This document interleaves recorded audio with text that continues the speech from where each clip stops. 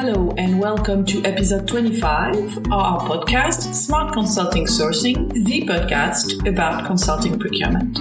My name is Hélène and I will be your host today. Each week, I'll give you the keys to better use, manage, and source consulting services. This week, I'll discuss about how to get started to improve your consulting sourcing capability. Last week, I answered the question, should we freeze our consulting spend during a crisis? And we saw that there are 4 levers that you can use to optimize your consulting spend. Implementing some form of demand management will help you make sure to invest where the most value will be created. And when you have demand management in place, you can start focusing on selecting the right projects, sourcing the right consultants, and managing them to maximize the impact. And of course, this does not prevent you from giving your organization savings targets, but that will ensure you a balanced result. So to come back to improving your consulting sourcing capability, you don't need to get started with a company-wide transformation.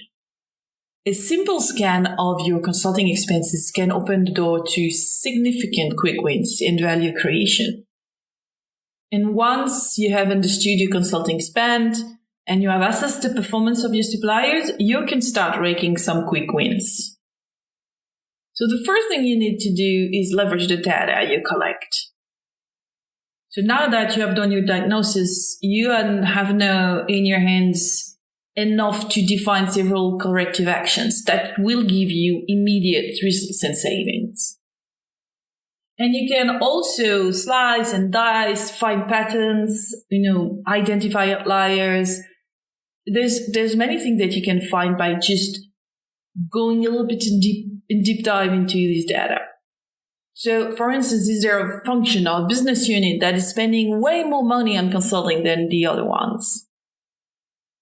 Or either a consulting firm that is more expensive than other consulting firms on similar projects? Either a consulting firm that is charging more in Europe, for instance, than other regions.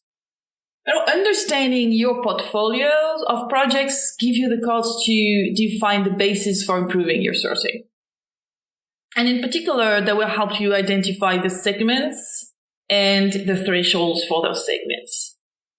Another thing is that if you have an internal consulting group, you can explore how your teams work with this group, why they work with them or not, if their pricing can be compared to external providers, if they collaborate properly with teams, and it can help you compare that performance with the performance of external consultants. So with that information, you know your panel of consulting firms inside out, both demographic, how it's organized, how many small and big firms, but also how well they perform with you. And you can improve this panel.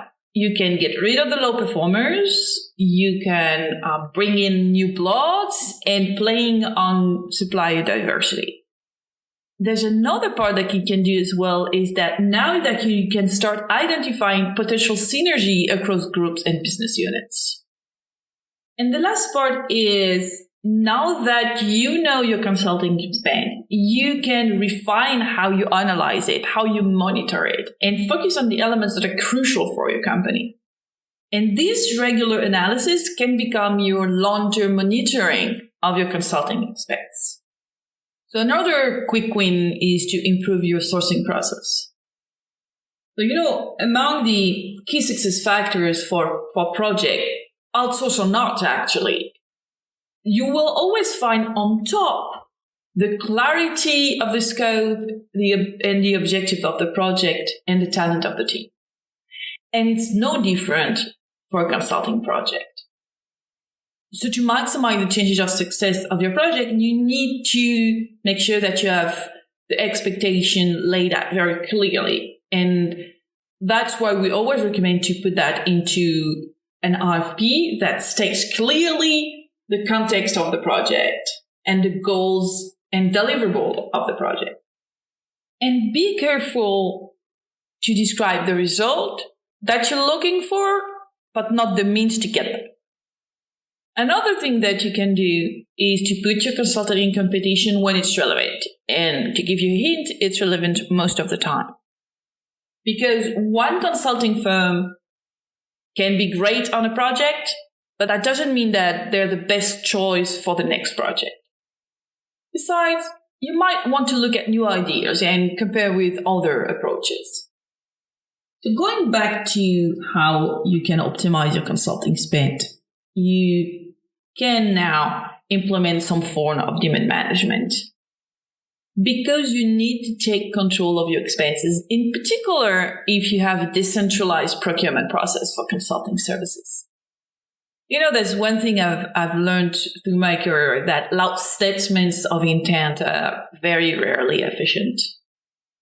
If you don't have a clearly defined and objective decision-making process to make sure that your budget for consulting is spent on your priorities, that's not going to happen. And demand management will help you balance and strategically align demand with your consulting budget. And as you can see, it's not rocket science. So you need to clarify your expectation. You need to better define your process and spend your money on the most important project. And these reactions can get you a long way and improve your bottom line. Well, that's it for today. Next time, I'll explain how to take control of your consulting tail spend. In the meantime, if you have any questions or want to learn more about what we do at Consulting Quest, just send me an email at hélène.laffitte with 2 F and 2 T's at consultingquest.com. You can also have a look at our website, smartconsultingsourcing.com, to know more about our book and download free templates and guides to improve your consulting sourcing. Bye, and see you next week. Au revoir.